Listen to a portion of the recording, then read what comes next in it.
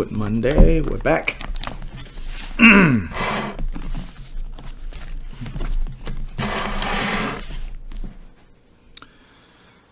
So quickly, the first weekend of April is when we think this Medicine Buddha program will take place. First weekend of April, starting on Friday night. Rinpoche might actually give the Medicine Buddha empowerment over Zoom from Friday night, then all day Saturday, and then end on Sunday morning. Yes, so that's the main program. So I will work out the details. So I think Urban Dharma will kind of host this through our Zoom system. Then in terms of registering, register with your local centers. So in the case of those of you in Mexico and Guatemala, it will be to register with Guatemala Tibet House. Yeah. Actually, I've yet to check with Andres, but I think it should be fine. So don't surprise him yet, okay? Give a few days. Let me get in touch with him. I was just talking to Chusat Rinpoche this morning.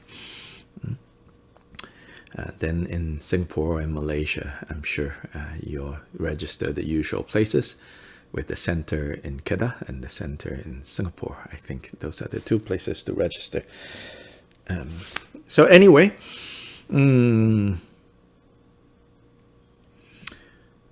statement 18, it says, it ought not be the pith instructions. It ought to be as the Buddha's instructions. So here may be a less literal translation, although the truth is I have not looked at the Tibetan, but my sense is a less literal translation is what it's saying here is like the emphasis cannot be that there are some kind of pith instructions, menga in Tibetan, sometimes also damnga, profound instructions, dampanga, words, nga, like words. That it ought not be that there are some kind of like pith or oral instructions that somehow falls outside of what's known as the Buddha's words. So specifically it's referring to the accepted canon, the accepted collected teachings of the Buddha. In the Tibetan tradition, it's called the Gangyur. The Tibetan tradition divides texts, Indian Buddhist texts, into two groups, Gangyur and Tengyur. This is not an Indian division. And the Indian division divides it into the Tripitaka, the three baskets or the three collections. The collection of Vinaya or monastic, primarily monastic, but not limited to. The collection of Vinaya texts, teachings that the Buddha gave. The collection of sutras, the discourses, the sermons that the Buddha gave. And then the collection of Abhidharma, the higher Dharma. Yeah, so those are the Tripitaka. That's an Indian way of dividing Buddha's teachings. In Tibet, they divide, they not only look at the Buddha's teachings, they also look at all the commentaries written by the great Indian masters, and therefore divide them into two groups. What is known as Gangyur and what is known as Tengyur. Gangyur is all those words of the Buddha. So in a way you could say in the Gangyur, the Tripitaka is in there, right?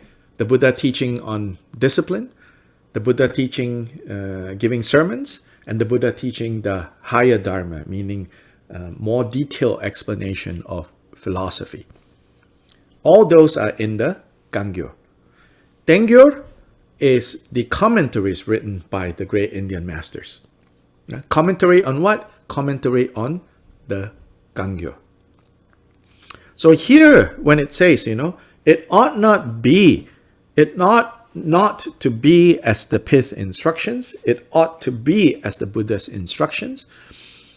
It's not saying, that you choose between the two. It is saying that if it is authentic pith instructions is understood as that which is transmitted through the lineage from master to disciple. In other words, those hints or those special instructions that the lineage masters have realized and passed down that will further help us understand the public Gangyo, the Buddha's words. So here it's saying that fundamentally these two do not contradict. And understanding that they do not contradict, basically we have to say what we follow is the ka, meaning the words, the instructions of the Buddha. So that even the pith instructions, even the menga, even the damga, is part of Buddha's ka, Buddha's authoritative words. Ka is another word actually for words. Ka, nga, they are closely related. Ka has a sense of, as in Gangyo, ka, as in even Kagyu, like we follow the ka. This ka is the authoritative words, words spoken with authority. And who speaks with authority? Buddha speaks with authority. Why? Because Buddha is all-knowing. That's the last statement, pointing that out. So here it says, the emphasis should not be, this is some kind of special instructions that therefore potentially might contradict the general statements the Buddha gave. It is saying here, don't have that kind of view. In the history of East Asian Buddhism, there's one lineage of Buddhism there, which we call Zen, or the Chinese is Chan, in Tibetan, in Korean is Sion. This particular lineage, in its development, sometimes it has this like famous 4 lines. This lineage, over time, not like right from the start, but over time, one verse came to represent how this lineage considers why it is so special. This Chan or Zen lineage. And the verse says something like this. 教外别传. So it says, this is a special transmission that is beyond, literally outside, but it means beyond the formal teachings, beyond the ka, so to say.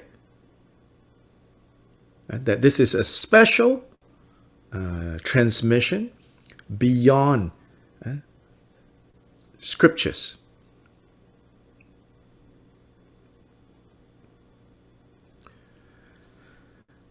Now, in the history of Chan and Zen, they have been criticized by others to say, how can you say you have, some kind of transmission that is independent? Maybe that's a better word. Outside, separate, distinct, but maybe independent is a good translation. A transmission that is independent of the sutras, of the scriptures, of the Tripitaka. 教外别传 is the Chinese, those of you who know Chinese.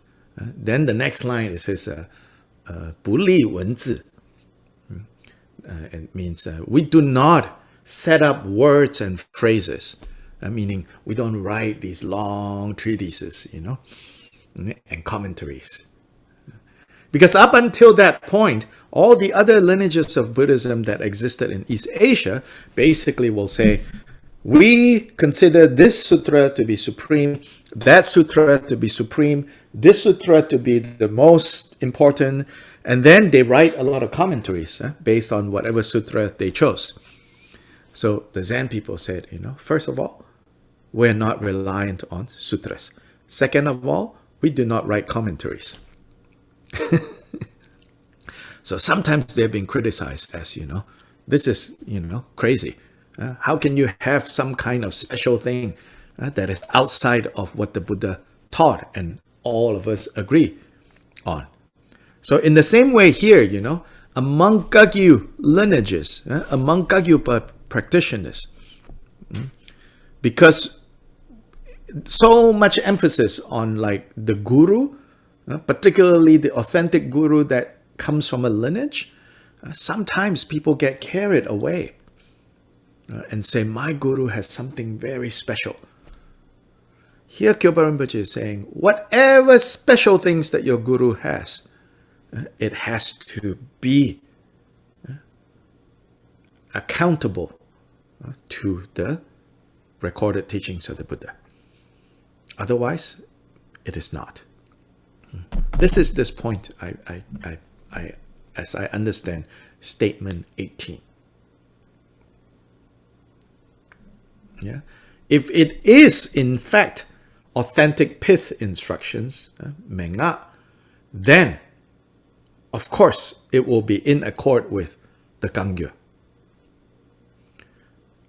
Recently, another translation. By the way, we now have 51 teachings translated from Jigten Sumgön's collection. There are thousands of teachings, in the 12 volumes. We have 51. 51 is 10 more than, 51 is at least 40 more than the 10 that has been circulating around for the last 30 years of Dugong Kagyu translated into English. Is, I can say, about 40 more than the 10 that keep circulating, keeps getting recycled again and again and again and again and again and again.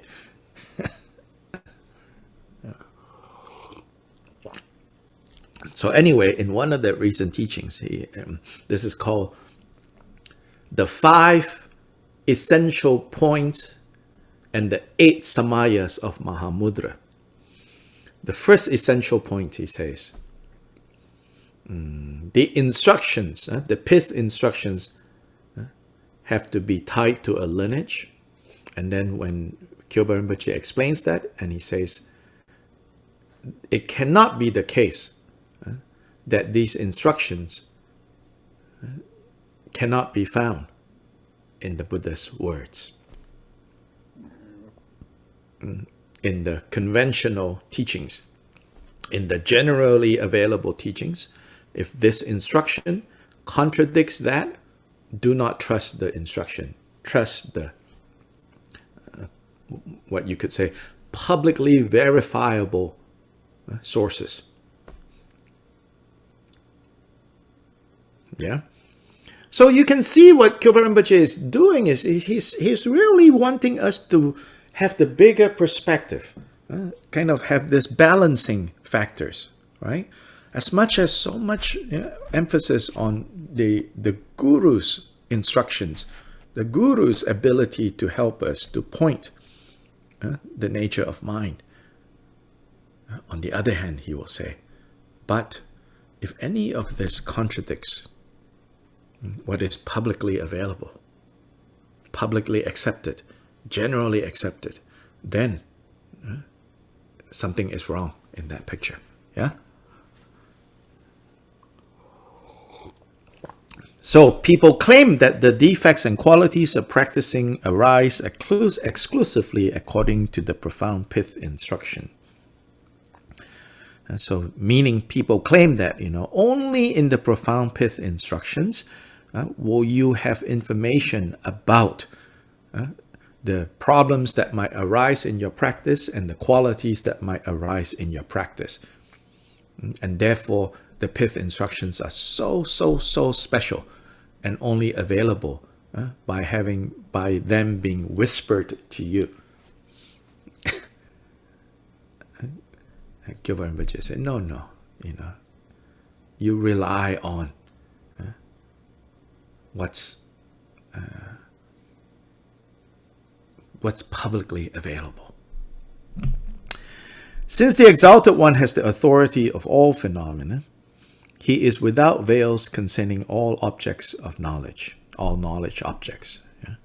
So when we say that the Buddha has authority over all phenomena, it doesn't mean like, an all-powerful God, creator God figure. He has authority over phenomena, so he can, right, kind of do whatever he likes. Right? Here, when we say he has authority, it doesn't mean that. Here, when we say he has authority, we mean he knows thoroughly the nature of phenomena, and so he works with that knowledge.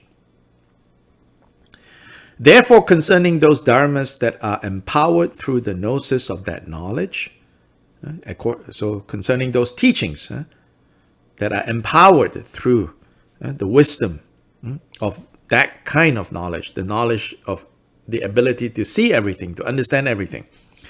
With his knowledge of the characters, inclinations, faculties, and latency of all beings, he teaches unconcealed all the vital points of the path that remove the impediments and enhance the realization of whoever needs to be trained. In doing this, he does not need to rely on what other acharyas stingily keep secret or what they openly declare. Therefore, it ought to be practiced just as expressed through the Buddha's instructions.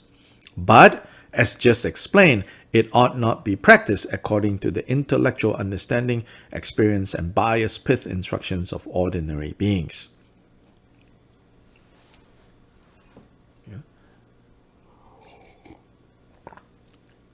So the commentary here emphasizes,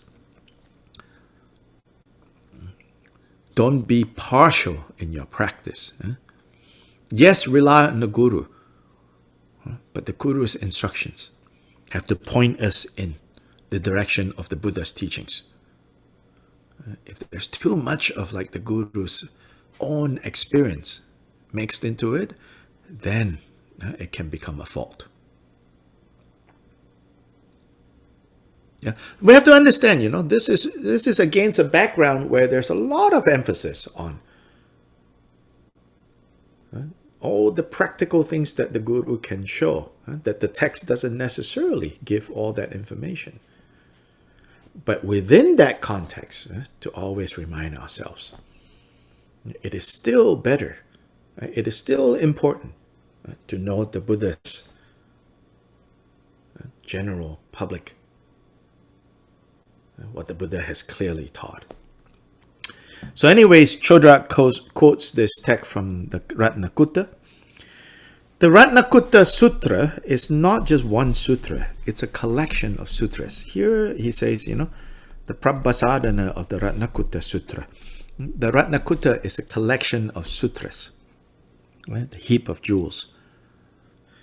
In inconceivable ways, I have accomplished various lights because I have abandoned confusion through the causes and conditions of virtuous actions.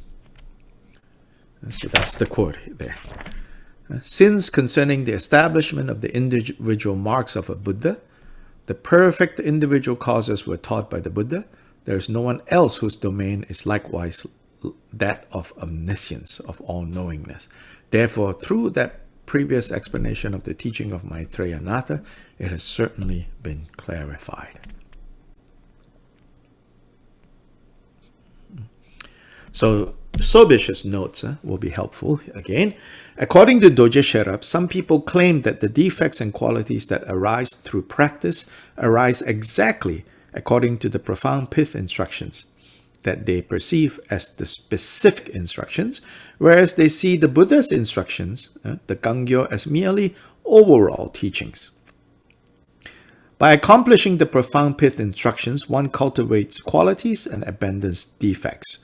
Thus, for instance, The major and minor marks arise by accomplishing the pith instructions of gathering wind and mind at the different places, such as the 24 locations. 24 locations within this body. This is Vajrayana subtle body practices.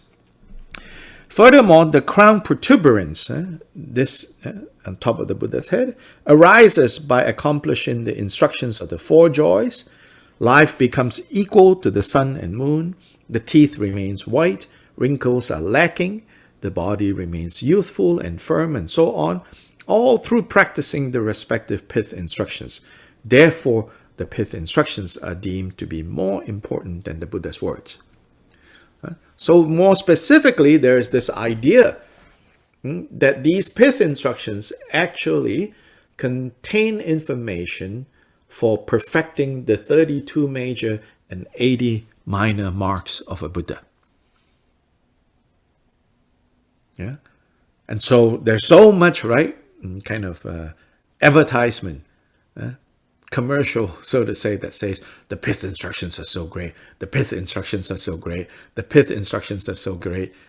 They can help you produce a Buddha, manifesting your 32 and 80, the 112 Buddha qualities by practicing these things.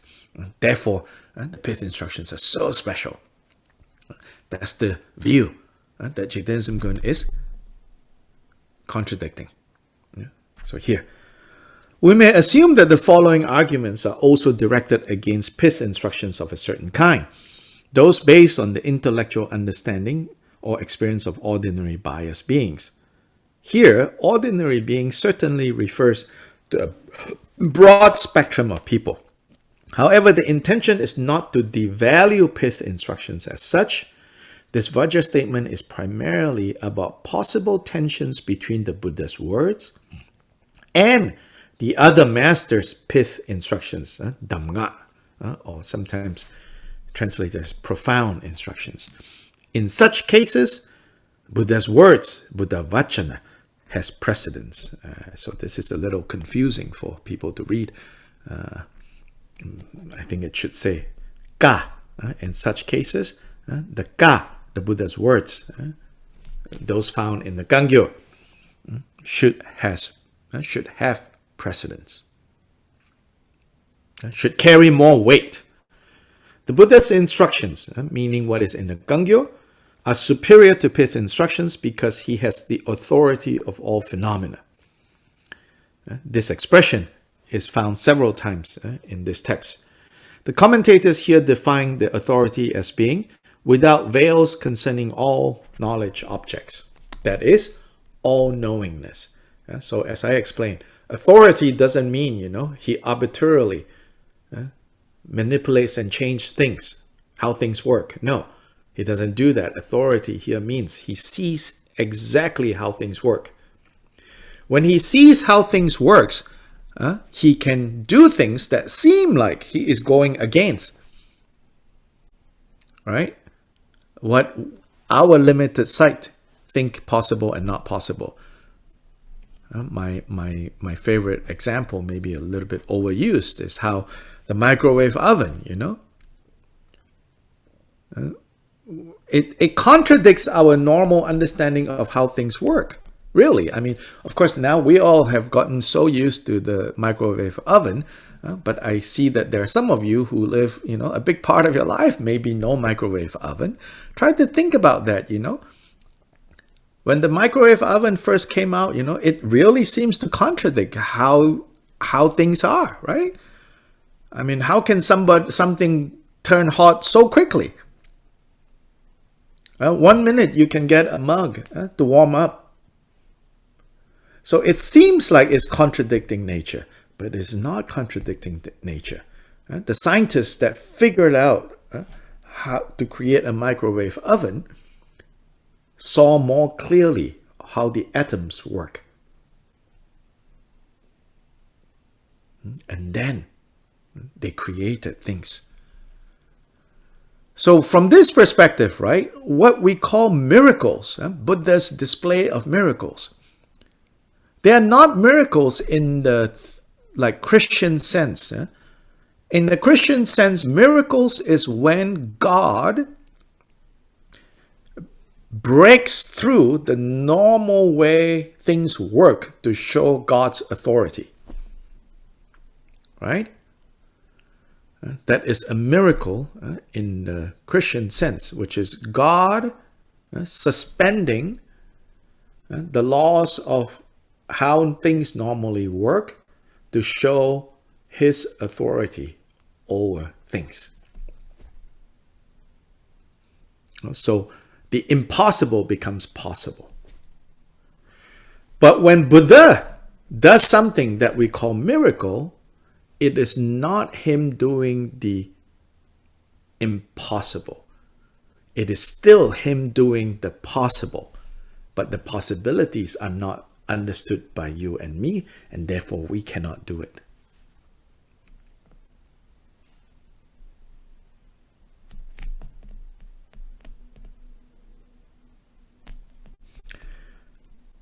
Yeah. Rinchen Changchup explains the Buddha's superiority, saying, "The exalted Buddhas do not follow the tracks of other people's speech. They know all the knowledge objects themselves without impediment." So Buddhas do not follow hearsay. Buddhas see directly.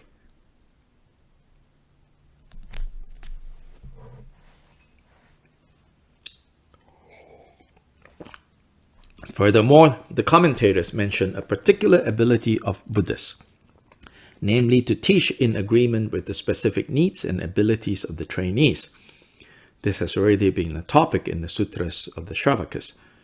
So Sobich quotes from a Pali text.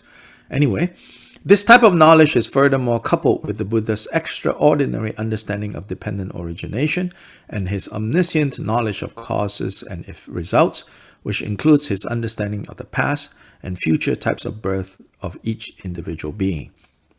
Regarding the knowledge of causes and results, Doje Sherab explains that the Buddha knows how, quote, one cultivates the qualities through such vital points, and how, quote, one abandons the defects through such vital points. Moreover, he says, if we take, for example, the quality of birth in heaven, it is the result of abandoning killing and harming sentient beings. By practicing love for sentient beings and offering food and medicine, long life and absence of illness arise. And by abandoning stealing and being generous, great wealth arise. Similarly, everything is like that. Yeah, so Buddha says, when we give food and medicine to others, long life and absence of illness arise. Thus, the Buddha's omniscience makes him the supreme teacher whose instructions must be given priority over the pith instructions of other masters. Someone more learned than the Buddha does not exist. Sometimes people forget that. Not even non-Buddhists, supposed Buddhists even forget that, Too much exaggeration on, how great the guru is, or how great some, figure in the past is, until they are more great than Buddha Shakyamuni. It's just kind of absurd,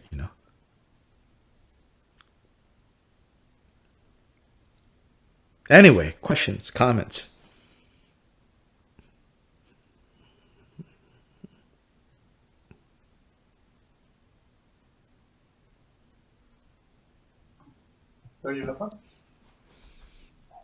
Just to clarify, so when you say pith instructions refers to the guru's instructions?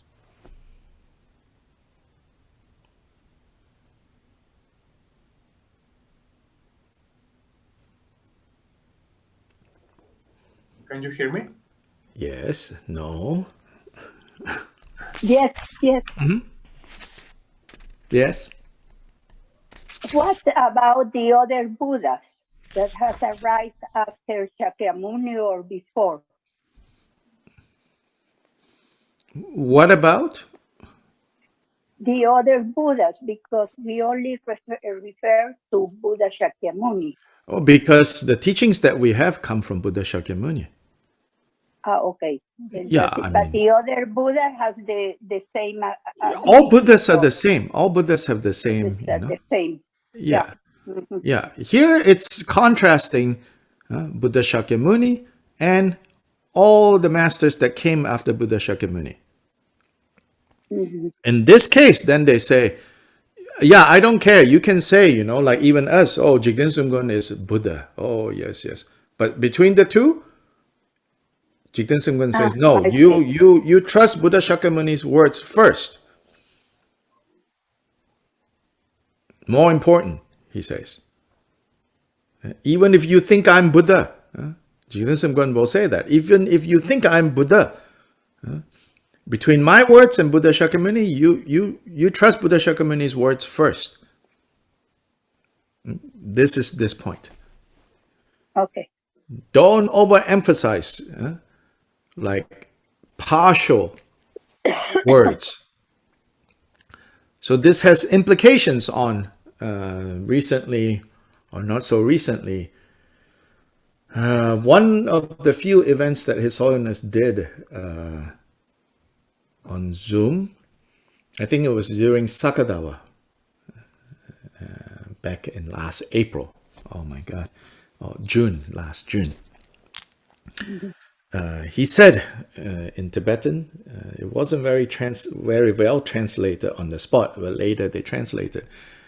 He said that first we have to prioritize Buddha's words.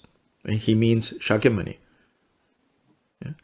And there's no point talking about Amitabha's words because we don't have direct words from Amitabha. Whatever we know about Amitabha, we learn from Buddha Shakyamuni. Yeah. So His Holiness said, first we have to prioritize Buddha's teachings. Then we can talk about my lineage. Then you can talk about my Lama. He says it should not be the other way around. First my Lama, then my lineage, then, oh yeah, Buddha Shakyamuni's teachings. He says, no, that is upside down. He says, first we have to prioritize Buddha's teachings. Then in order to understand Buddha's teachings, you can say, yeah, my lineage provides a way to digest these teachings. But even that, you have to check. Then you can say, then within the lineage, I have someone that I work with, or a few teachers that I work with. And why do I even have these teachers to work with? So then they can help me understand Buddha's teachings. So he says, His Holiness said, but these days, when people begin with, my Lama's teachings, then he says, then the Lama starts to think, he is more important. Then he's not thinking about lineage. Then on the level of lineage, then if you get stuck there and you think, oh, my lineage is more important, then they're not thinking about Buddha's teachings. Mm-hmm. He says, no, you start with Buddha's teachings. That's the most important.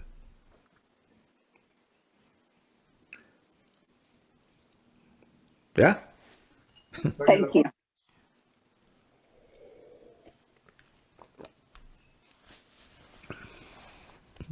I have a question.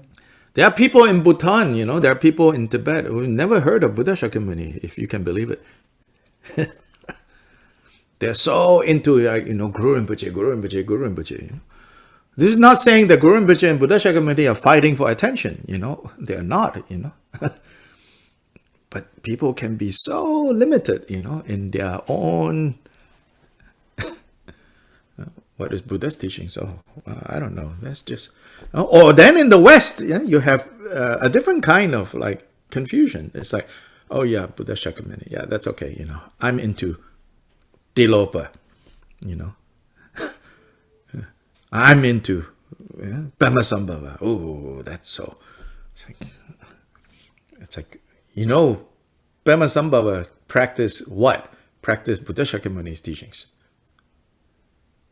To become the great Pamasambhava we have. Tilopa practice what? Tilopa practice Buddha Shakyamuni's teachings. That's why we have Tilopa. People forget that,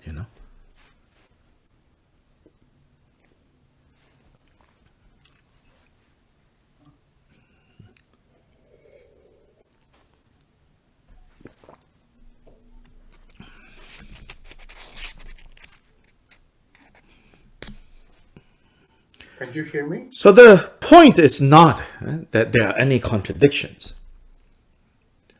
And to me, the take-home lesson here is to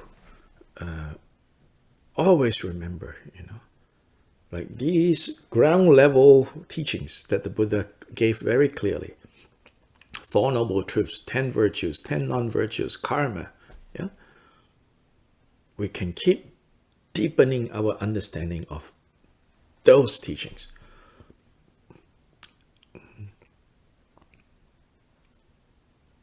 And if we focus on deepening our understanding of those teachings, then all the qualities that will arise through the so-called higher practices, methods, they will unfold accordingly.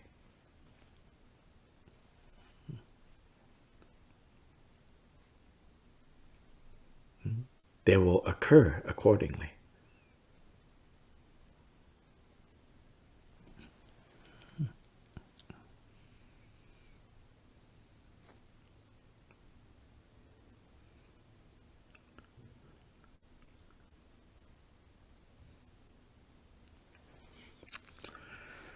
The next statement has long commentary, so we're not going to start there. But it'll be good to read before we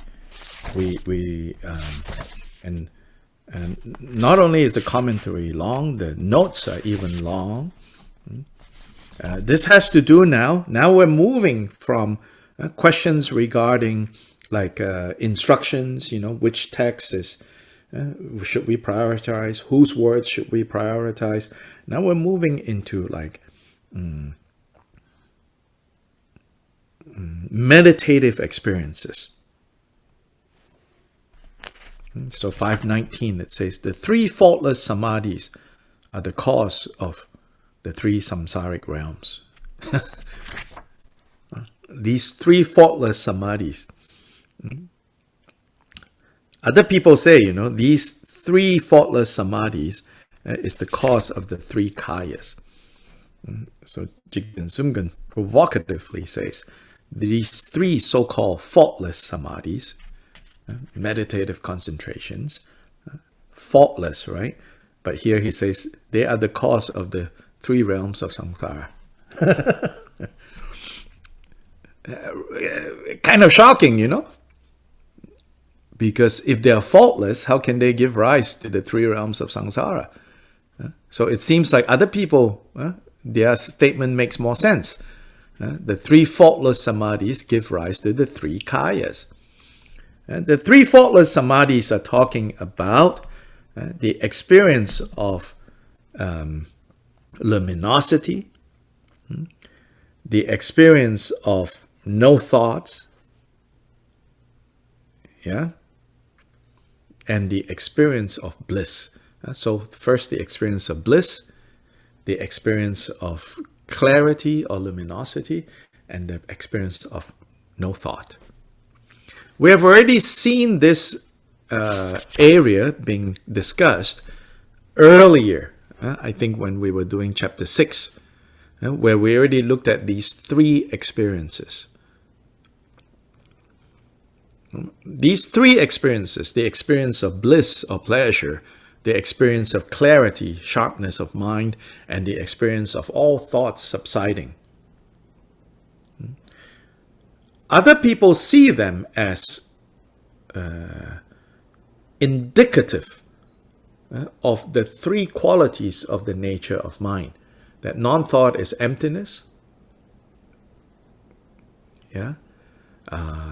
clarity is the luminous nature of mind, and bliss is the naturally kind of compassionate aspect of the mind. So other people connect these 3 meditative experiences with the 3 qualities of the nature of mind, and therefore also the 3 kayas. Here Jigten Sumgön provocatively wants to say, or says here, that these 3 experiences are related to the 3 realms of samsaric existence. The form realm is the pleasure. The realm of forms is the clarity. And then the non-thought is the formless realm. These are the three realms. So he explains it in this way. So we'll see why he kind of turns things around to say. Because even in other Kagyupa Mahamudra teachings, they tend to emphasize a lot on how these three experiences of pleasure or bliss, of clarity, and of non-thought is a very good stepping stone to realizing the nature of mind. But for him, he says, no, not that way. So read that, before we look at it on Friday. Yeah. Wednesday night or Thursday morning for some of you, Dugung Dhammakirti, we are going to meet. And so now our Gongchik class is Monday and Friday again. Just a reminder. Changchu Semcho Rinpoche Magye Barnam Ge Gyuchi Ge Ba Nyam Pa Me Pa Ya Gone Gong Du Bel War Shou. I further shared some of the latest photos of the More Curry, Less Worry program.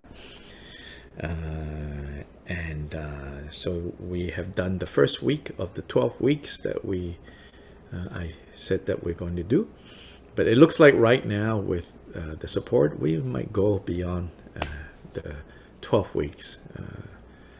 And it's a good thing to do, like share with your friends, even your friends who are not Buddhist, this idea, of recognizing that everybody needs food and we can share food. So it's I think has gotten a good response from people. So if nothing else, to inspire people to maybe start something like that wherever they are, in a way that makes sense, that can be done. But it's not always so easily done. We have the circumstance of having it done